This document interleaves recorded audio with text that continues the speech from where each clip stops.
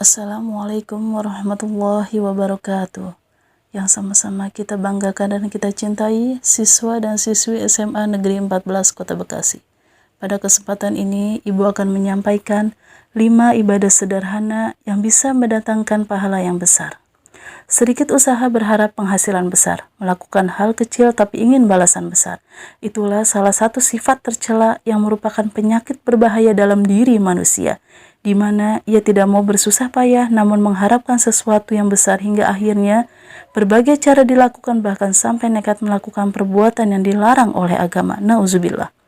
Oleh karena itu, Allah Subhanahu wa Ta'ala yang Maha Pengasih lagi Maha Penyayang memberikan kemudahan bagi hambanya yang ingin mendapatkan pahala besar namun dengan sedikit usaha.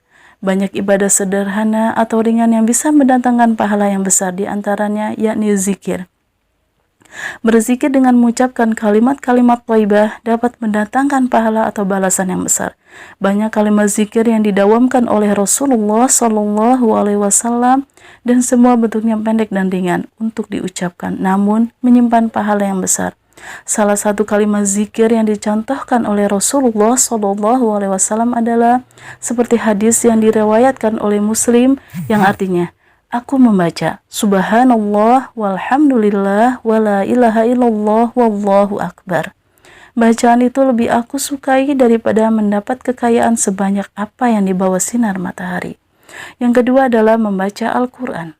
Al-Quran adalah kitab suci umat muslim di mana isinya adalah firman Allah Subhanahu wa Ta'ala. Bernilai ibadah bagi umat muslim yang mau membaca, mempelajari, menghayati kandungan dari setiap ayat-ayatnya. Hanya dengan duduk manis dan membaca Al-Quran, maka akan mendapatkan pahala yang besar dari Allah Subhanahu wa Ta'ala. Dalam hadis yang diriwayatkan oleh Tirmizi yang artinya, barang siapa yang membaca satu huruf dari Al-Quran, maka ia mendapat suatu kebaikan dan setiap kebaikan mempunyai 10 kelipatan pahala. Aku tidak mengatakan alif, lam, mim itu satu huruf, tapi alif satu huruf, lam satu huruf, dan mim satu huruf. Yang ketiga adalah bersedekah. Menolong sesama muslim memang sangat dianjurkan untuk setiap muslim, karena dari situlah akan timbul kehidupan yang harmonis.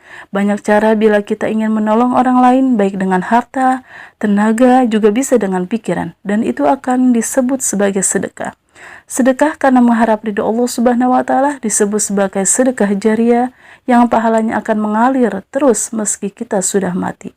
Dalam hadis yang diriwayatkan oleh Muslim yang artinya, jika seorang muslim mati, maka terputuslah amalnya kecuali 3 perkara, yakni sedekah jariah, ilmu yang bermanfaat, dan anak soleh yang senantiasa mendoakannya.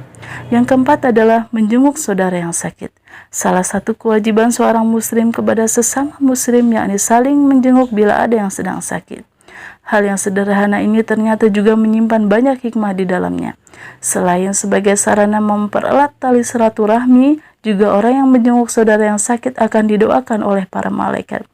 Dalam hadis yang diriwayatkan Tirmizi yang artinya, tiada seorang muslim yang menjenguk seorang muslim pada waktu pagi melainkan dia didoakan oleh 70.000 malaikat hingga sore hari. Dan ia menjenguk pada sore hari, maka ia didoakan oleh 70.000 malaikat hingga pagi harinya, dan akan mendapatkan jaminan buah-buahan yang siap dipetik di dalam surga. Yang kelima adalah sholat isya dan sholat subuh berjamaah. Sholat fardu berjamaah di masjid diwajibkan bagi muslim laki-laki. Selain sebagai bentuk ketaatan seorang hamba kepada Robnya, juga sebagai bentuk ciptaan Allah Subhanahu wa Ta'ala kepada hambanya.